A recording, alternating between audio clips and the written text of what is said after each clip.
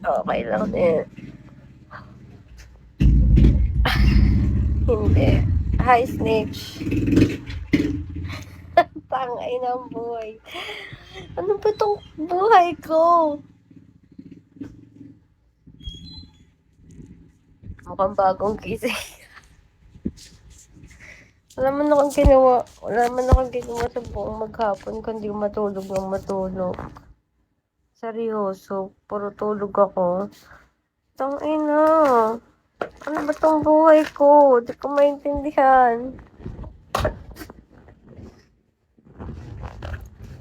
Tinatamad ako.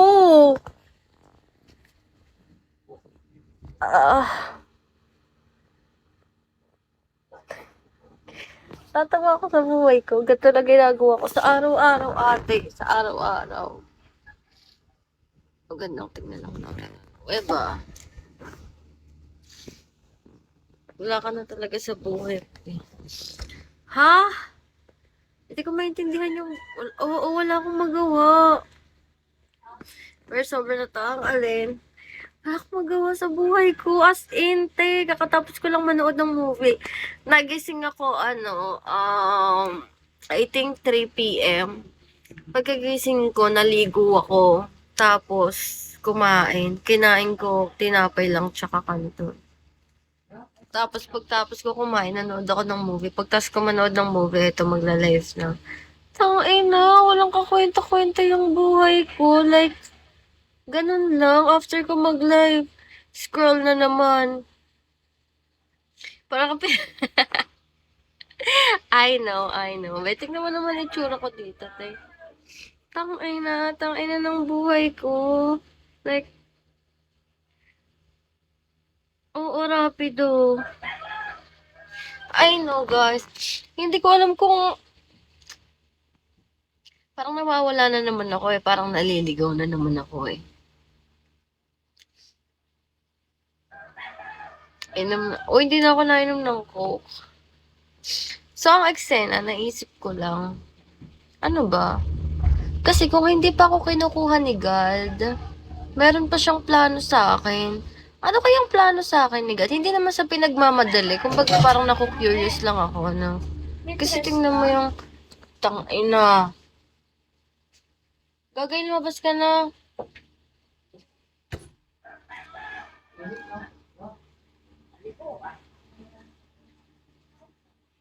Wait lang.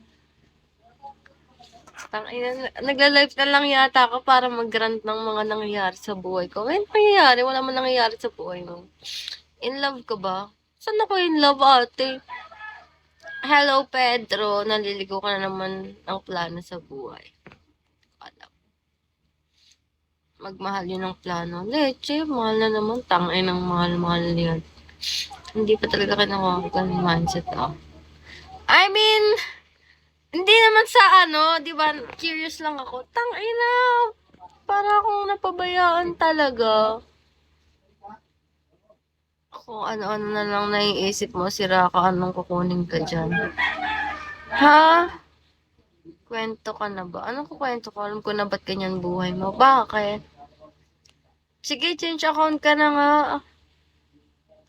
Mood swing ka eh. Ho, hindi pa ako nire-regla. Tangina. Pero hindi naman ako kinakabahan kasi hindi naman ako ano. Pero, alam. Alam po, tangina, nag-overshare na naman ako dito.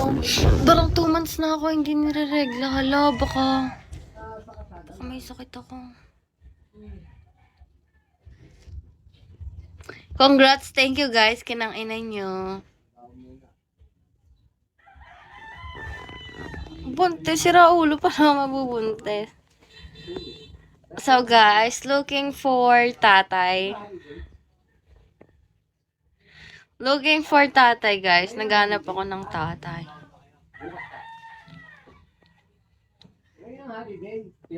Ang pangit ko dyan, baka isipin ng mga tao dito. Ang pangit ko. Gusto nyo ba mag-ayos ako? Putang ina, bakit ako mag-aayos sa harap nyo? Wala naman ako pinopormahan sa inyo. Akala nyo sa sarap nyo. Okay lang kahit ganito.